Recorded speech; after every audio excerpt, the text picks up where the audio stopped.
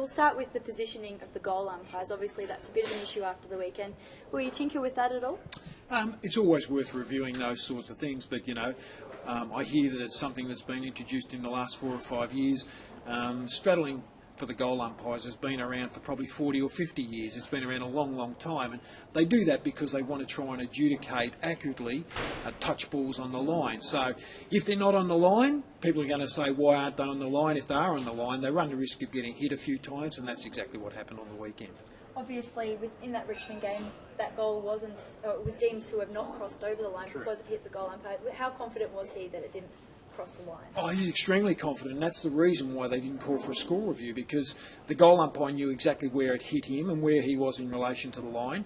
The field umpire, who was down in a good position to see where it was as well, also believed it hadn't crossed the line, and we've got a boundary umpires down there as well. So there was no doubt in any of the umpires' minds on the ground that that ball had crossed the line. They all believed it hadn't. It stayed in play.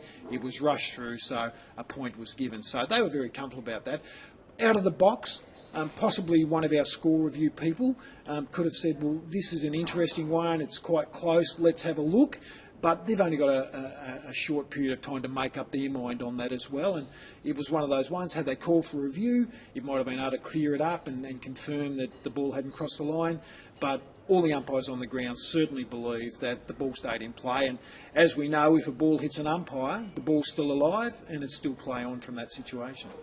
Stephen Hill rushed that ball over. Having said that, if it was still in play, was that a deliberate rush behind, or would you say that that was close enough to be deemed okay? I've heard people discuss that, and you have a look where his opponent was. His opponent was only a metre or two away, so we always give the defender the benefit of the doubt if he's under pressure. So we're talking about a situation right on the goal line, one step away from the goal line. There's an opponent in the vicinity. We're very comfortable with that.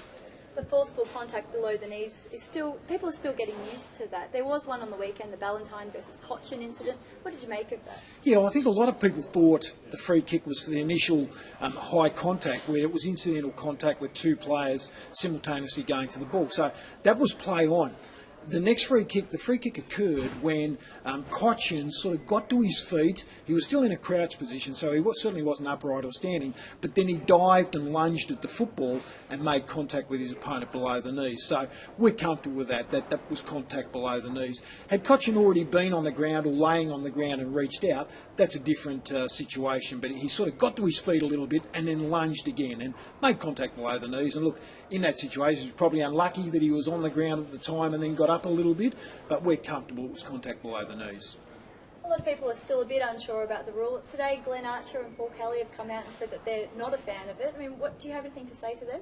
Well, I say to Glenn and Paul and everybody, look, and I can understand people saying that, it's taken away that courageous throw yourself at the football, but having said that, we saw it becoming a really dangerous piece of play, and our number one priority at the AFL is the safety of our players. And once we get players copping serious, broken leg injuries and serious knee and ankle injuries, that's not a good look for our game. And this is something that's only come in probably the last 4 or 5 years to this degree. We've always had players throw themselves at the ball at ground level, but it was becoming more prevalent because of the congestion and protecting the ball and diving on the ball to become more prevalent. And because of that, we're going to see more and more injuries. And since it's been in, we think it's been fantastic. The players have stayed on their feet. We're seeing the ball move away from those areas better. The game's opening up more.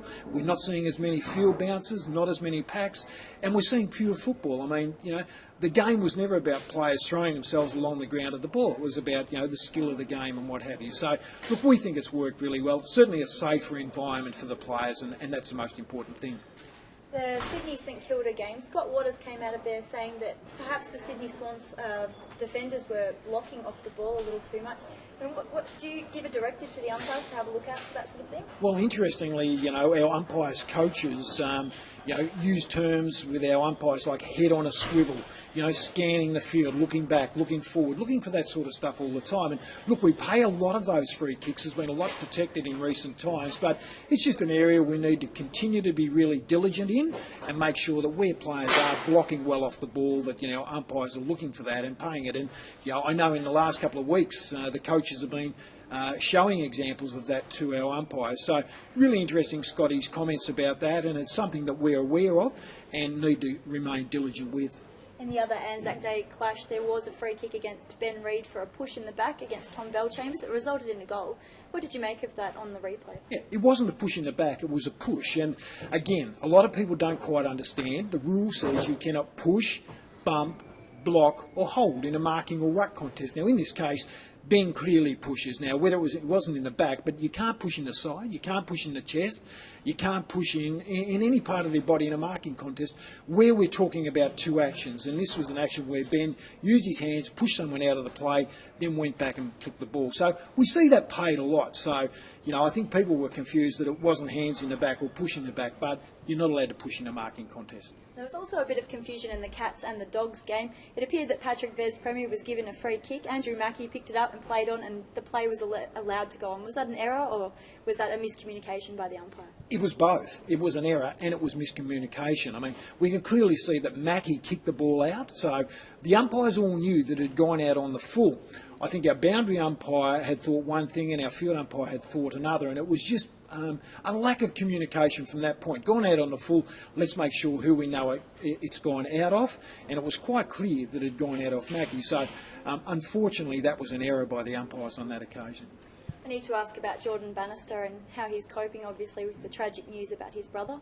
Yeah, it's been a very sad situation, and as we all know, Jordan and his family, like any family, very close, and it's been a very sad time for Jordan, but through that period he's managed to keep his concentration, his focus, he's continued to umpire, generally done a really good job. So our hearts are with Jordan and his whole family, and there's nothing, unfortunately, we can do about it from our end other than support Jordan as much as we can, and hopefully that, you know, there will be some form of recovery for Rick. Well, thanks for your time, Jeff. I really appreciate it.